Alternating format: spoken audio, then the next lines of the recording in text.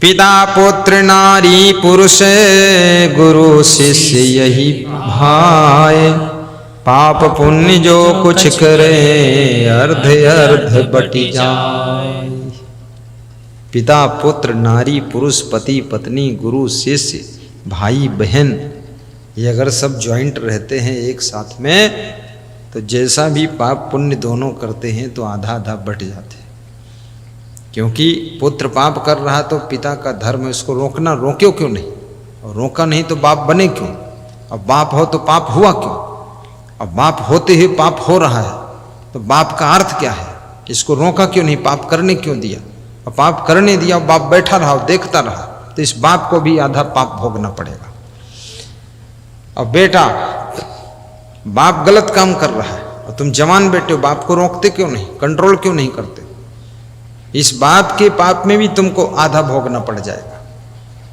पत्नी पाप कर रही है, पति टुकुर टुकुर देख रहा है, उसको रोक नहीं रहा, कंट्रोल नहीं कर रहा है, तो आधा पाप पति को भोगना पड़े। आखिर पति बने क्यों? पति का अर्थ क्या होता है? पति माने स्वामी होता। पति का कुछ पता ही नहीं है, काहे पति तुम? पत्नी का पतन होगा, पति को पता नहीं। पता क्यों नहीं करते तुम? इतना अंधे क्यों बने हो? उसको पकड़ो, कंट्रोल करो, नहीं तो आधा पाप तुम्हारे मत्थे आएगा। शिष्य अगर पाप करे और गुरु उसको कंट्रोल न कर पाए तो गुरु के माथे आधा पाप आ जाएगा। भैया आप गुरु हैं, कंट्रोल क्यों नहीं किया? इसको ज्ञान नहीं दे किए, इसको ज्ञान दो, कंट्रोल करो, समझाओ, अनुशासन में रखो। ये बांगड़ू चेला क्यों हुआ? इसको निकालो आश्रम से बाहर, भगा दो यहाँ से, यहाँ मत रखो बदतमीज आदमी को, नहीं तो पाप में गुरु भी पड़ जाएगा।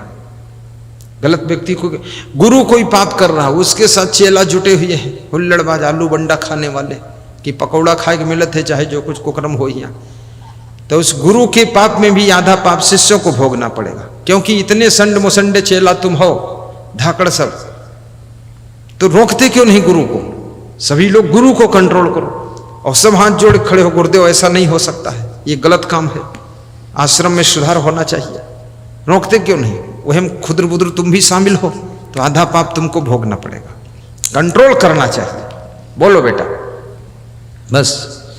पिता पुत्र नारी पुरुष गुरु शिष्य यही भाई, पाप पुण्य जो कुछ करे अर्ध अर्ध बटी जाए। अस विचार शिष्य करऊँ न तो ही, बाट न रोक जान दे मोही। अस विचार शिष्य करऊँ न तो ही, बाट न रोक जान दे मोही।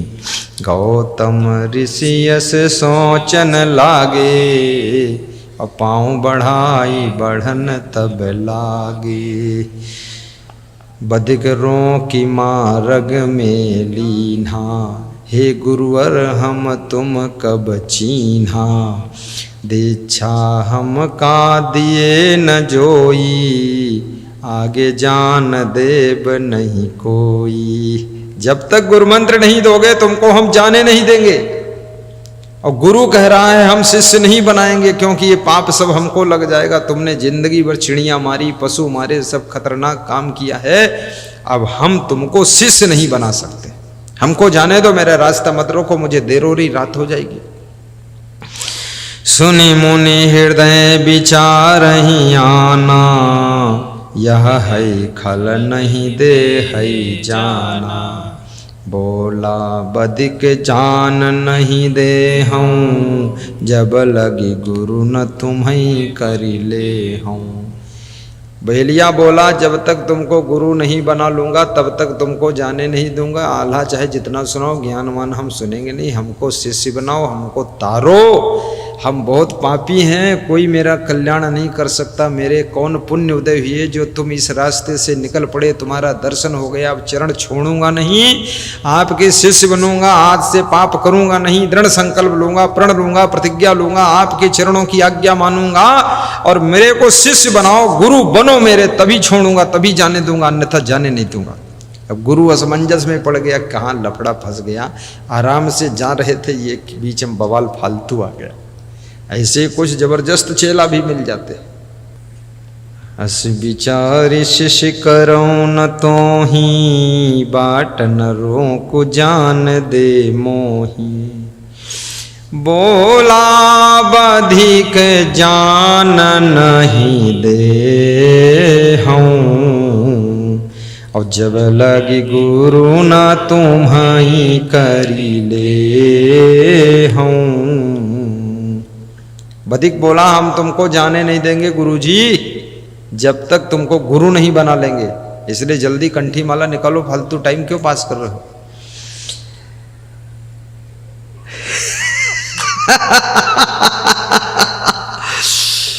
सुनि मुनि हृदय विचार ही आना, या है खल नहीं दे है जाना।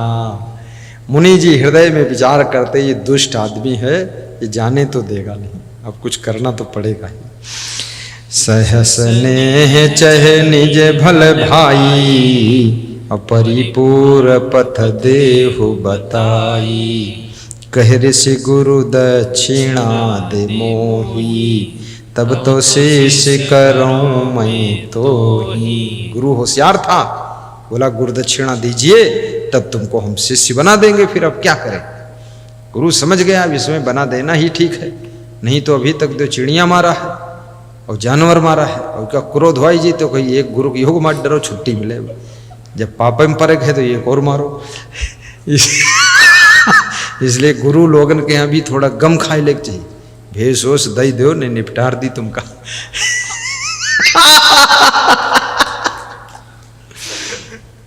हमारे पास बहुत मॉडल के चेला है, एक चेला आवा जहर लेके आवा सेल्फा से गोली, हमसे बोला चेला बनाओ, तो हमने कहा नहीं बनाएंगे, अभी परीक्षा चलेगी तुम्हारी साल भर। तो बड़ी हंदा तुंदी हुई, ऐचा खींची समझौता। आखिरी 2-3 घंटा बाद वो सेल्फा से गोली की डिबिया निकाली से कहला 5 गोली खाई ली, ये लाश मिली और तुम जइहो जेल में, गुरुवाई सब निकर जी ने बना दो। तो हम भी डर गए, हमने कहा ये तो लफड़ा लंबा फंस गया यार, कहाँ गुरु चाला की झंझट जबरदस्ती चाला बनते। आखिर इस तरह के लोग चल थोड़े पाते, सही मार्ग में चल नहीं पाते। बन ली सु नहीं बने तो अपने आप कपड़ा पहन ली, पहिर के बैठ धूर्धानी बन के धोनी बाबा। आखिर चल नहीं पाया, बिगड़ गया। फिर वो जबरदस्ती गुरु से नहीं करना चाहिए। कहे ऋषि गुरु दक्षिणा दे मोही, तब तो शेष करूं मैं तो ही। बोला का दीजै सो कहू, मम ढिग होई लेऊ जो चाहू। वो बधिक बोला गुरुदक्षिणा जो आप मांग रहे हो, आप बोलो क्या दे दूं, जो बोलो वो दे दूंगा, जो मेरे पास हो और तुम बोल दो वो मैं दे दूं। बोलो जल्दी बोलो, मेरे को पक्का होना ही चेला है। अब जन पाप की हो कछु भाई, राम नाम सो सुमिरहु जाई। परम जाप तारक ब्रह्म संगी, ब्रह्म हत्यादि पाप हर जंगी।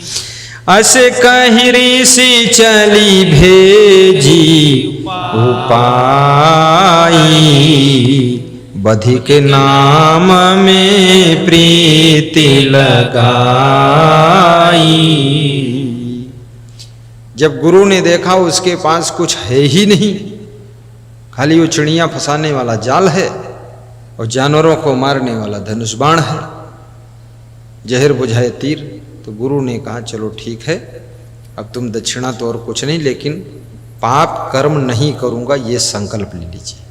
अब किसी पशु पक्षी को मारूंगा नहीं और मैं आपको गुरु मंत्र दे देता हूं, और ऐसा मंत्र देता हूं राम नाम का जप करो, गुरु का ध्यान करो। और ऐसा ये मंत्र है परम जाप तारक ब्रह्म संगी, ब्रह्म हत्यादि पाप हर जंगी। ऐसा मंत्र बड़ा से बड़ा पाप अगर तुमने किया है उसको भी हर लेगा और तुम तर जाओगे। बस इतना कह करके ऋषि वहां से चल देते हैं। बधिक भक्ति में मन लगा लेता है, गुरु का ध्यान करता है, मंत्र का जप करता है। तेहि भांतिन कछु काल बितावा, मरण काल का दिन जब आवा। इस प्रकार से वो जप कर रहा है और तप कर रहा है, उसका कल्याण हो रहा है। उसका बहुत बहुत धन्यवाद है। भाइयों और बहनों, सभी को मैं शुभकामना करता हूँ। ताहि लेन यमदूत सिधाए, पाछे ते हरिगण चली आए। यमराज ने अपने यमदूतों को भेजा लेने के लिए कि इसने बहुत पाप किया है, ये बधिक है, मारीच है, नीच है, बहलिया है, इसको पकड़ के लाओ, घसीट के लाओ, पीट पाट के लाओ, इसको नरक में डालूंगा। अब इधर से भगवान ने, क्योंकि भक्ति भी कर लिया उसने, लास्ट में इतनी भक्ति कर लिया तो उन्होंने अपने हरिदूतों को भेजा कि तुम लाओ जाकर के उसको हरिधाम ले आइए। अब दोनों दूत, यमदूत और हरिदूत इकट्ठे हुए उसी के घर पे। ताहि लेन यमदूत सिधाए, पाछे थे हरिगण चली आए। शीस मुकुट मणि कुंडल काना, पीत बसन तन भूषण नाना। भुज विशाल अनुपम कर लाजे, हरिदर चक्र कौमुदी राजे। गणन देख यमदूत डराने, बोले बचन कपट छल साने। जब हरिगणों को देखा यमदूतों ने तो यमदूत डर गए और कपट भरे वचन छल पूर्वक बोले। क्या बोले? बड़ी भाग्य हम दर्शन पाए, आज कहाँ यही तीर सिधाए। यमदूत बोले, बड़े भाग्य से हरिदूतों के दर्शन मिल गए, आज पता नहीं कैसे यहाँ निकट आप आ गए, आपका दर्शन हो गया। अब गए तो थे मारने उसको, लेकिन देखा हरिदूत खड़े हैं तो सोचा अब तो नहीं मार सकते इसको, ये तो हरिदूत ले जाएंगे, यमदूत तो नहीं पाएंगे। सोचा आपस में मारपीट हो जाएगी तो ये हरिदूत हमको पीटेंगे, इसलिए इनसे अब राम राम कर लो, कह दो दर्शन मिल गए, बहुत अच्छा हुआ, निकल लो इसे। हर आदमी चालाक है, बड़ा खिलाड़ी। बड़ी भाग्य हम दर्शन पाए, आज कहाँ यही तीर सिधाए। कहा गणन दूतो सुनो, बधिक भक्त यही ग्राम। तेहि आने आयन यहाँ, लई जइबै हरिधाम। हरि के गण कहते हैं, इस गांव में एक हरि भक्त रहता है, वो बधिक है, मारीच उसका नाम है, उसको हम लेने आए हुए हैं, उसको हरिधाम ले जाएंगे। सुनत वचन किंकर यम केरे, बोले निज निज नयन तरे। तो जो यमदूत थे, यमराज के सेवक, किंकर माने सेवक होता है, तो यमराज की सेवा करने वाले यमदूत